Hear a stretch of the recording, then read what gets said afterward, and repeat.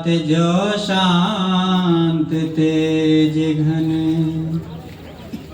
निर्विकार निर्द्वंद सदा सर्वोपरि सोई, ते पद दर्शक देव रहन युत बोधक जोई। ऐसो मुक्त स्वरूप जो श्री गुरुवर के चरण चित, शेष झुकावत दास ये जन्म मरण भय हरण हित।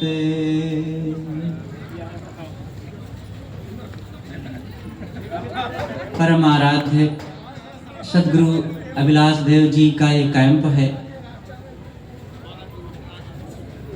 हृदय में उनके चरणों का ध्यान करते हुए परम मंगलमय संत समाज,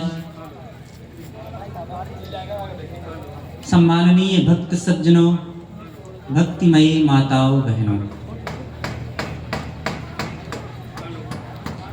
हमारे जीवन में शांति का प्रकाश कैसे फैले।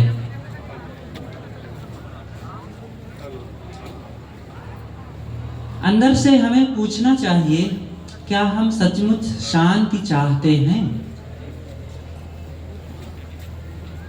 अगर चाहते हैं तो मिलती क्यों नहीं?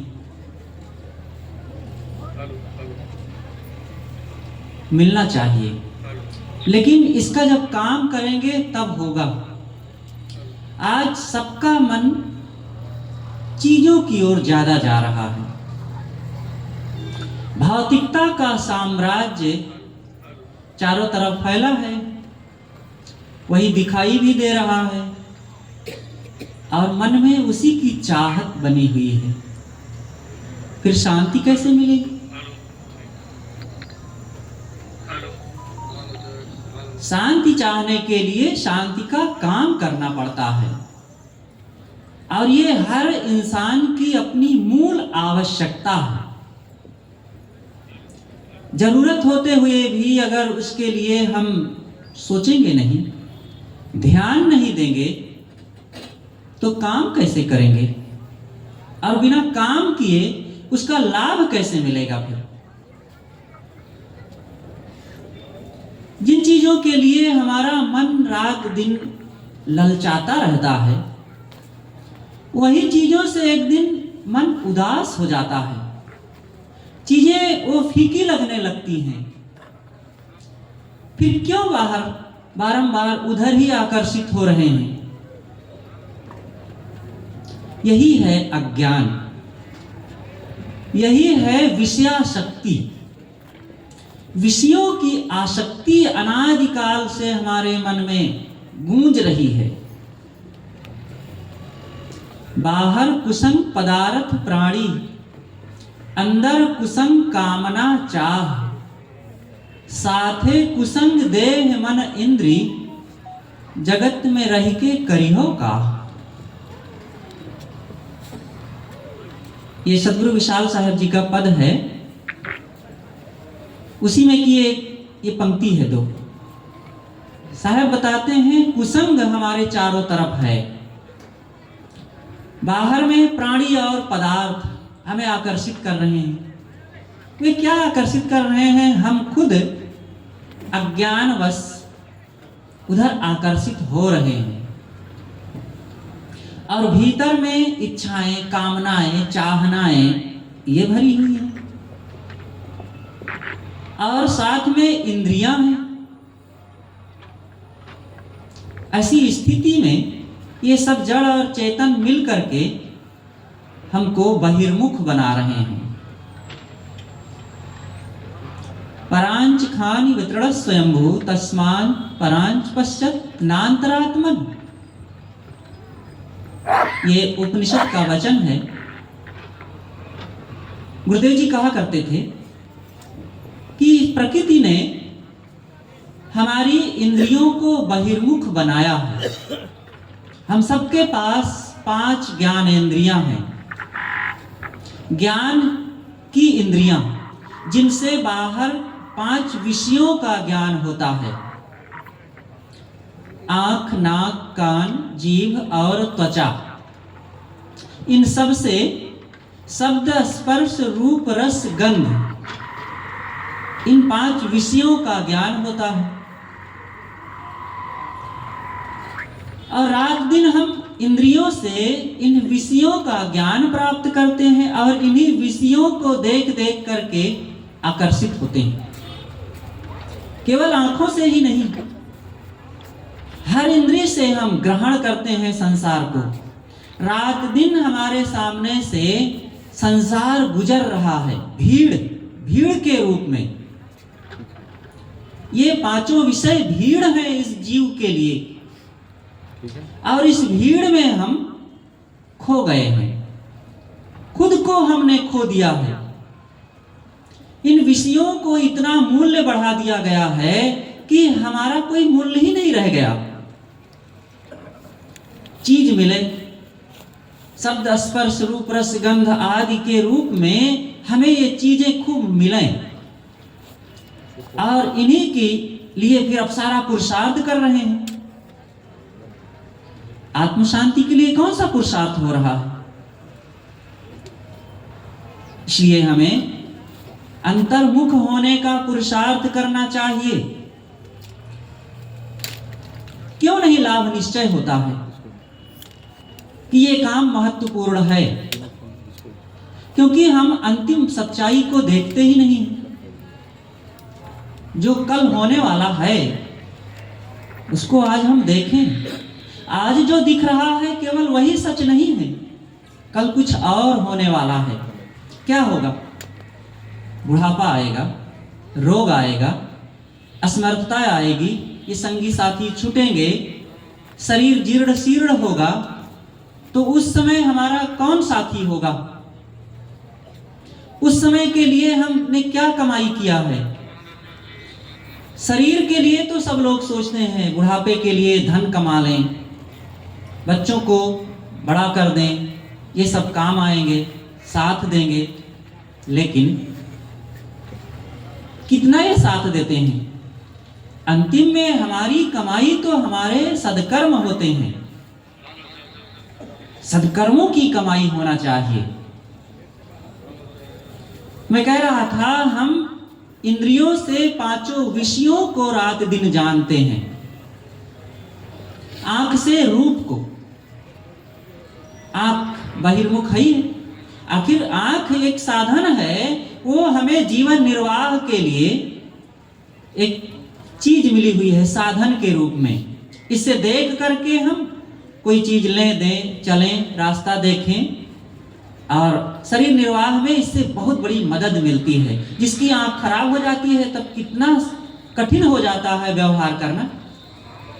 ऐसे कान है, कान से शब्द सुनते हैं और शब्दों को सुन करके अपने अंतःकरण के भाव को हम व्यक्त कर देते हैं दूसरों के सामने, तो इससे व्यवहार में बड़ी सरलता हो जाती है। ऐसे जीभ से रस ग्रहण करते हैं ताकि शरीर निर्वाह में कोई ऐसी चीजें हम ना खा लें जो हमारे शरीर के लिए घातक सिद्ध हो जाए और हम रोगी हो जाएं। ऐसे त्वचा से ठंडी, गर्मी, कोमल, कठोर आदि का ज्ञान प्राप्त करके उस तरीके से हम ठंडी से बचत, गर्मी से बचत अपनी करें ताकि शरीर में कोई क्षति ना हो जाए। हर विषय, ये 5 विषयों को इंद्रियां बताती हैं, हमारे जीवन निर्वाह में सहयोगी हैं। लेकिन हम इन्हीं इंद्रियों के विषयों में अब सुख खोजने लगे, आसक्ति बनाने लग गए, परिणाम में दुख मिलने लगा। 5 ज्ञानेंद्रियों में ये शक्ति नहीं है कि वो हमें आत्मा का दर्शन करा सके, और आत्मा इसीलिए अपरिचित ही बना रह जाता है। और जबकि इसी मानव जीवन में उसी को जानना बहुत आवश्यक है। आत्मज्ञान, अपने आप का ज्ञान, अपने आप का बोध। और इन इंद्रियों में कोई दम नहीं है। आंखें दृश्यों को, बाहरी भौतिक दृश्यों को दिखाएंगी, आत्मा को नहीं। कान बाहर के शब्दों को सुनाते हैं, आत्मा को नहीं। आत्मा को कान से कैसे सुन सकेंगे? ऐसे जीभ भी, त्वचा भी, नाक भी आत्मा को नहीं सूंघ सकते, नहीं चख सकते, नहीं छू सकते। आत्मा को फिर कैसे जाने? आत्मा को आत्मा द्वारा ही जाने, सत्संग में जाकर के। इन इंद्रियों को अंतर्मुख करना चाहिए और आत्मज्ञान का काम करने के लिए अंतर्मुख होना चाहिए। ये सबका ज्ञान कहाँ से मिलेगा? कोई डॉक्टर, मास्टर, इंजीनियर, वकील, नेता या और कोई भी बाहर कोई जगह है जो हमें अंतर्मुख बनने के लिए प्रेरित कर सके, जो हमें आत्मबोध के लिए प्रेरित कर सके? कहीं कोई जगह नहीं है। और जब ये कोई जगह नहीं है, कोई इसके लिए प्रेरित नहीं करते, माता पिता भी क्या करेंगे? माता पिता स्वयं बाहर के दृश्यों में लगे हैं और वे भी कमाते खाते हैं, इंद्रियों के विषयों को वे भी उठाते धरते हैं। फिर वे चाहें कि हम बच्चों को आत्मज्ञानी बना देंगे, संभव नहीं। ना स्वयं सत्संग में जाएंगे, ना बच्चों को ले जाएंगे। तो हमारे जीवन का एक बहुत बड़ा काम, बहुत बड़ी आवश्यकता वो दूर ही रह जाती है। इसलिए हर नर नारी को आत्म शांति के लिए प्रयास करना चाहिए, खोज करनी चाहिए। इसके लिए हमें मेहनत करके, खोज करके, संतों के पास जाकर के ये काम करना चाहिए। हमारे ऋषि मुनियों ने, पूर्व के ज्ञानी महापुरुषों ने इन बातों पर कितना जोर दिया है, और जिसका परिणाम था कि अंतर्मुखता पहले ज्यादा हुआ करती थी। आज नहीं है, ऐसी बात नहीं है। आज भी है, पहले भी थी। बहिर्मुखता पहले भी थी, आज भी है, लेकिन मात्रा की बात है। आज ज्यादातर समाज भौतिकवादी दृष्टिकोण बढ़ाता जा रहा है, और जिसका परिणाम यह हुआ कि चंचलता, आसक्ति, मोह, क्लेश, मानसिक पीड़ा, अंतर्द्वंद, पारिवारिक टूटन, ये सब बढ़ रहा है। और इससे जवानी खराब, बुढ़ापा खराब, और जीना खराब और मरना भी खराब, सब कुछ दुखों से भरा हुआ होता है। आदमी ना ठीक से सो पाता है, ना ठीक से जाग पाता है। ये सब बहिर्मुखता का ही परिणाम है। जब जागता है तो जागने जैसा कहाँ रहता है? अर्धनिद्रा। अर्धनिद्रा का मतलब बेभानी, अपने आप से अपरिचित, सब समय विषयोन्मुख रहना, चंचल रहना। सो तो रहा है। मोह निशा सब सोवन हारा, देखहि स्वप्न अनेक प्रकार। या जग जामिनी जागहि जोगी, परमारथी परपंच वियोगी। इसलिए मोह की नींद से जगें, और जो जगेगा वही इन दुखदायी रास्तों से हटेगा। जो जागल सो भागल हो रमैया राम, सोवत गैल बिगोए हो रमैया राम। इसलिए हमें जागने की जरूरत है, अपने आप को पहचानने की जरूरत है। ये काम कब होगा?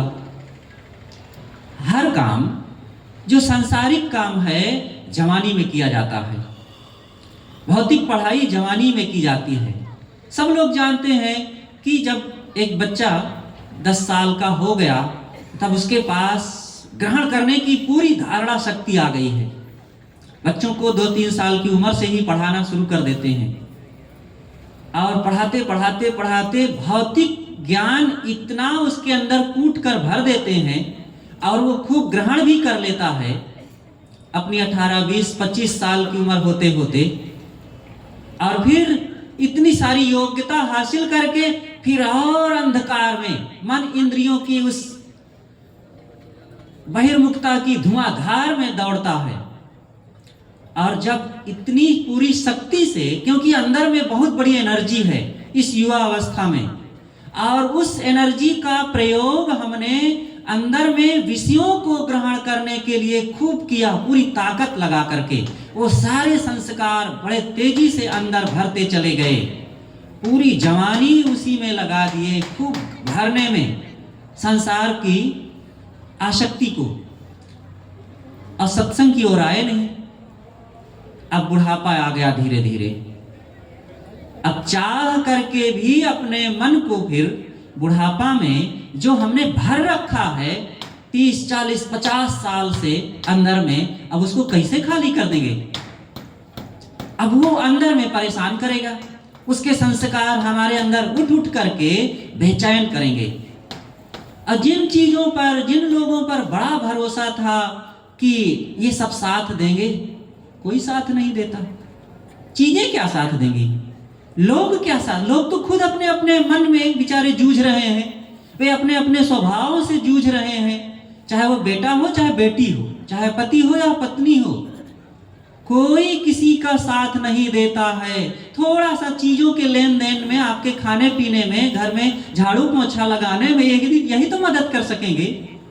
हमारे अंदर में क्या उठ रहा है, कौन कौन सी व्यवस्था हो रही है, कब हम अधीर हो जाते हैं, कब चंचल, चिंतित, भयभीत, शोकित हो जाते हैं, इस बात को कौन हमारा सहयोग करेगा? इसलिए जब तक शरीर में ऊष्मा है, ऊर्जा है, शक्ति है, योग्यता है, हमें अपने अंदर चंचलता भरने से बचने के लिए और शांति अर्जित करने के लिए मेहनत करने की जरूरत है। और इसके लिए जब सत्संग में जाएंगे, साधना करेंगे, सद्ग्रंथ पढ़ेंगे और मन इंद्रियों की चाल को परखेंगे, तब ये बात का पता चलेगा। और ये सत्संग का आयोजन इसीलिए किया जाता है। ये बाहरी कर्म कांडों में केवल मिट्टी पत्थर की उपासना कर लें, पानी उछाल लें और यहाँ वहाँ नहा लें, तब पाप कट जाएगा, दुख छूट जाएगा, ये सब खिलौना खेलने से काम नहीं बनेगा। एक बच्चा भी जान जाता है कि अब खिलौना खेलने का मेरा समय नहीं रह गया है। वो पढ़ता है, काम करता है, व्यापार करता है, धंधा करता है, धन कमाता है, और हम भक्ति और धर्म के नाम पर बुढ़ापा तक केवल इन खिलौनों को खेलने में लगे रहते हैं, और जिससे कुछ भी नहीं कमाई हो पाती है। आत्मज्ञान, आत्म शांति का धन कमाना चाहिए, जो धन आज हमें सुखी बनावे और परिवार के प्रेम, एकता, संगठन में काम आवे और लोक परलोक में भी हमारे लिए काम आ सके। इसीलिए इस काम के लिए हमें शौक और उत्साह रखना चाहिए, संतों के प्रति श्रद्धा और भक्ति होनी चाहिए, तब ये चीज ग्रहण होगी। बिना श्रद्धा की कीमत चुकाए हम आत्म शांति को प्राप्त कर ही नहीं सकते हैं। चीजों को पाने के लिए रुपए की कीमत चुकाना पड़ता है, लेकिन ज्ञान को प्राप्त करने के लिए श्रद्धा और भक्ति की कीमत चुकाना पड़ेगा। केवल अश्रद्धालु बनकर या दूर से खड़े खड़े केवल दुकानदारी का हिसाब करेंगे ज्ञान प्राप्ति के लिए, तो संभव नहीं है कि वो ग्रहण हो सके। इसलिए हम सबको कोमल हृदय बना करके, भक्ति भाव बढ़ा करके, संतों के प्रति विनम्र और नतमस्तक हो करके जाकर तब ज्ञान को ग्रहण करें, और फिर हमारा अंतःकरण उसको ग्रहण करेगा और उसका लाभ मिलेगा। अपनी बातें मैं यहीं पर समाप्त करता हूँ। बोलिए सद्गुरुदेव की जय।